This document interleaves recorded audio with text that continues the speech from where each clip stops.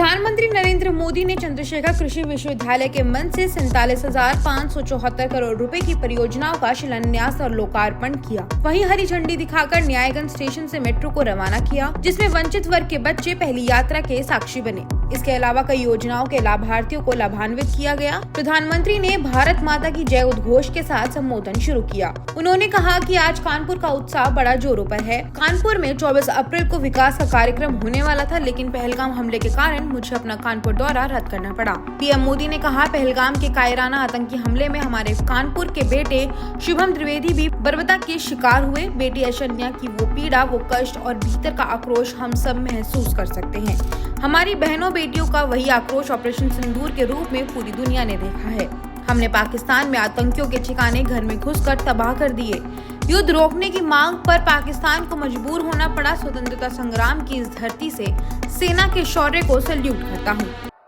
हमने पाकिस्तान में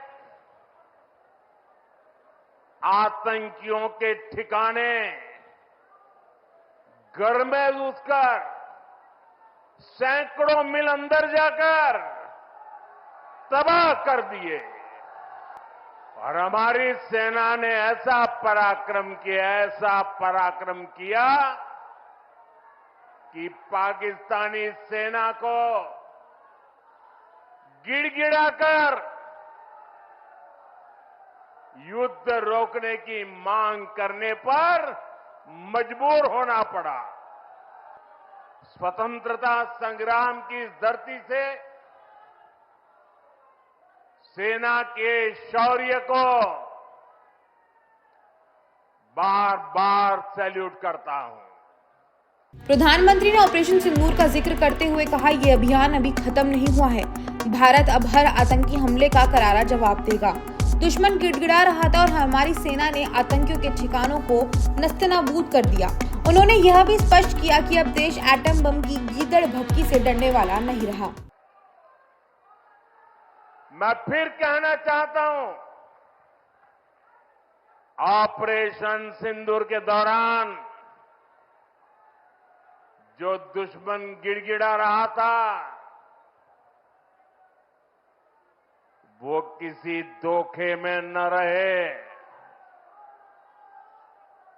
ऑपरेशन सिंदूर अभी खत्म नहीं हुआ है। भारत ने आतंक के खिलाफ अपनी लड़ाई में 3 सूत्र स्पष्ट रूप से तय किए हैं। पहला, भारत हर आतंकी हमले का करारा जवाब देगा। उसका समय, जवाब देने का तरीका और जवाब देने की शर्तें हमारी सेनाएं खुद तय करेगी। दूसरा, भारत अब एटम बम की गीदड़ भभकी से नहीं डरेगा। पीएम मोदी ने मेक इन इंडिया के तहत देश की सैन्य क्षमताओं की सराहना करते हुए कहा, ब्रह्मोस मिसाइल ने घर में घुसकर दुश्मनों को तबाह किया। टारगेट जहां तय हुआ, हमला वहीं हुआ। पूरी दुनिया ने भारत की सैन्य ताकत और तकनीकी सटीकता को देखा।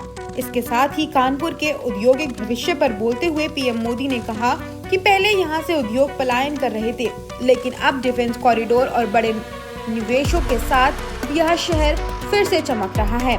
कानपुर और यूपी अब एक्सप्रेसवे नेटवर्क और निवेश के लिए पहचाने जा रहे हैं। यहाँ के युवाओं को रोजगार के नए अवसर मिलेंगे। उन्होंने पिछली परिवारवादी सरकारों को यूपी के पिछड़ेपन के लिए जिम्मेदार ठहराते हुए कहा कि अब राज्य विकास के नए कीर्तिमान गढ़ रहा है।